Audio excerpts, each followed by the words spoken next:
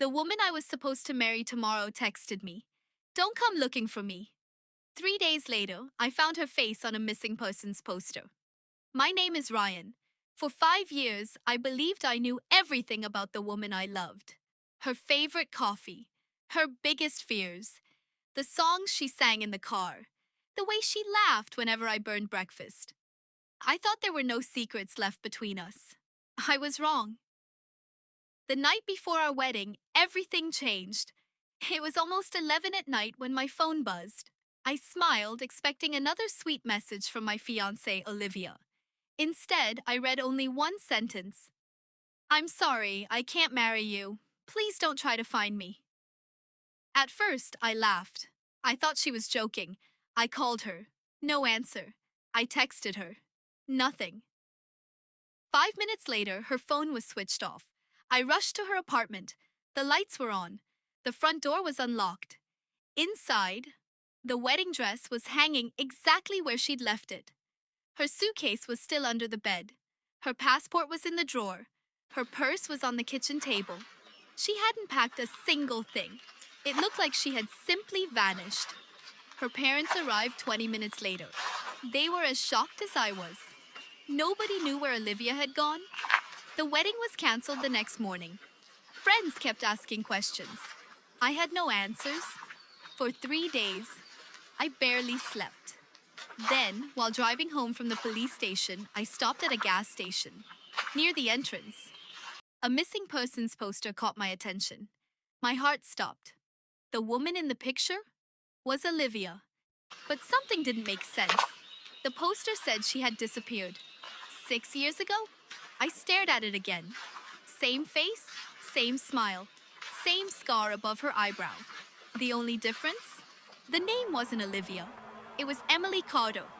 And according to the poster, Emily had vanished without a trace 6 years earlier. My entire body went numb. Who had I been living with for the last 5 years?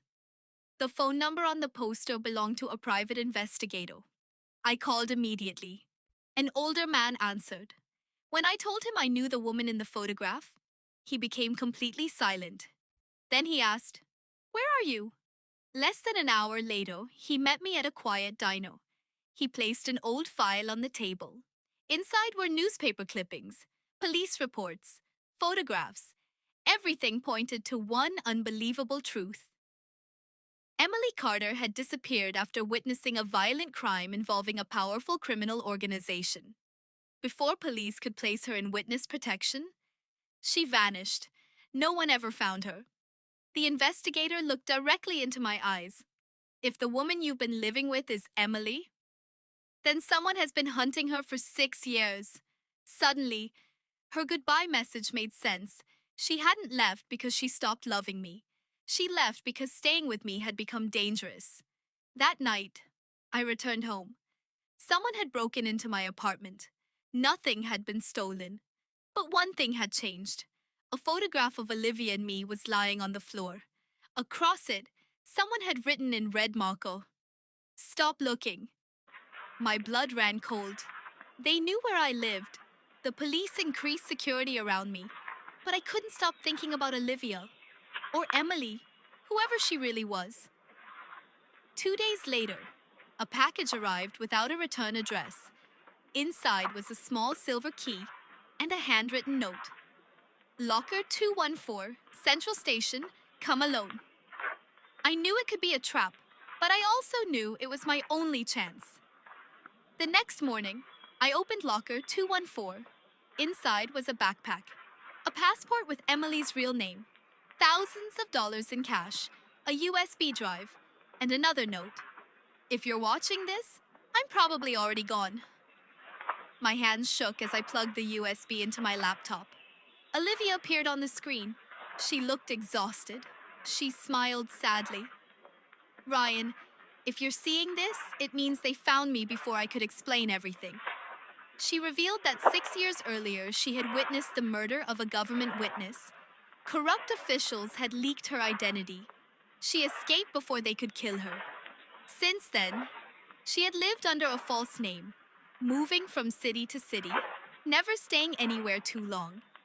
Then she met me. For the first time in years, she forgot what it felt like to be afraid. She fell in love, and she made one mistake. She believed the past would never catch up with her.